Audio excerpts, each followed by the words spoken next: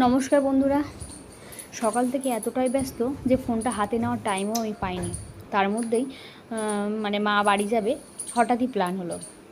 রবিবারে বাড়ি যাওয়ার কথা ছিল, ওর বাপি নিয়ে যাবে, তবে ছুটি এখনও কনফার্ম হয়নি বলে ও বলতে পারছিল না। তার মধ্যেই আমার জায়ের ছেলে আজকে বাড়ি যাবে, আমাকে ফোন করেছে 1 ঘন্টা আগে যে কাকিমা আজকে যাব, তুমি ঠাম্মিকে তাড়াতাড়ি করে রেডি হতে বলো।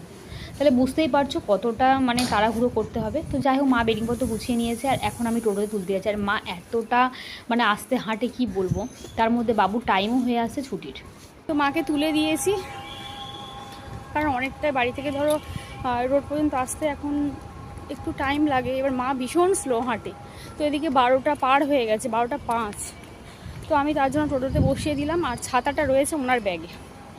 আমি জানি আমি রোদ্রে যেতে পারবো না, বড় ব্যাগটা নিয়েছি। আমি বললাম মা তুমি ছাতাটা নাও, আমি পরে মনে করে নিচ্ছি। উনি বললো ঠিক আছে ওখানে চলো, আমি ব্যাগটা বের করে দেবো। উনিও কিছু বলেনি, উঠে বসে বললো। আমি ব্যাগ তুলে দিয়ে টোটোওয়ালাকে বুঝিয়ে বলছি যে ওনাকে ঠিকঠাক নামিয়ে দেবে, কারণ একা তো যাওয়া আসা করে না, টেনশান হয়।